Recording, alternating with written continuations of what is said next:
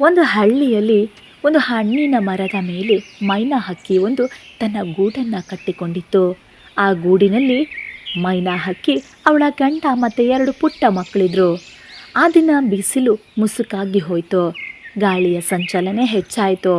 ಮೊದಲ ಹನಿ ಭೂಮಿಗೆ ಬಿದ್ದಾಗಲೇ ಮೈನಾ ಗೂಡಿಗೆ ಬಂದು ಕುಳಿತಿರ್ತಾಳೆ.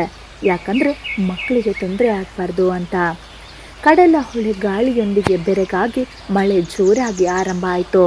ಹಗಲು ಇದ್ದು ಕತ್ತಲೆ ಚಾಚಿದಂತೆ ಅನ್ನಿಸ್ತಾ ಇತ್ತು. ಬೆಳ್ಳಿತೆರೆ ಹಾರಿದಂತೆ ಮಿಂಚು ಹೊಳೆಯಿತು. ಸಿಡಿಲಿನ ಶಬ್ದ ಕೇಳಿದಾಗ ಪುಟ್ಟ ಮೈನಾ ಮಕ್ಕಳು ಭಯದಿಂದ ಕೂಗ್ತಾರೆ. ಆದರೆ ತಾಯಿ ಮೈನಾ ತನ್ನ ರೆಕ್ಕೆಗಳಿಂದ ಅವರನ್ನು ಮುಚ್ಚಿಕೊಳ್ತಾಳೆ. ಪುಟ್ಟ ಮಕ್ಕಳೇ, ಇದು ಮಳೆಯ ಆಟ, ಹೆದರಬೇಡಿ, ನಾನಿದ್ದೇನೆ ಅಲ್ವಾ, ಏನೂ ಆಗಲ್ಲ ಅಂತ ಅವಳು ಬಿಡ್ತಾಳೆ. ಅಷ್ಟರಲ್ಲಿ ತಂದೆ ಹಕ್ಕಿ ಆಹಾರವನ್ನು ತಂದಿರ್ತಾನೆ. ಮಳೆ ಕಡಿಮೆಯಾದಾಗ ಗೂಡು ಸುತ್ತ ಮಬ್ಬು ಹಸಿರು ಹಾಲು ಬಣ್ಣದ ಪ್ರಕೃತಿ ತುಂಬಿತ್ತು. ನೆಲದಲ್ಲಿ ಚೇರುಗಳು ಚುಮ್ತಾ ಇದ್ವು. ಮರದ ಎಲೆಗಳು ತಾಜಾ ಬೆಣ್ಣೆ ಹಚ್ಚಿದಂತೆ ಮಿನುಗ್ತಾ ಇತ್ತು. ಮಕ್ಕಳು ತಮ್ಮ ಮೊದಲ ಮಳೆ ಅನುಭವಿಸಿ ತುಂಬ ಸಂತೋಷಗೊಳ್ತಾರೆ.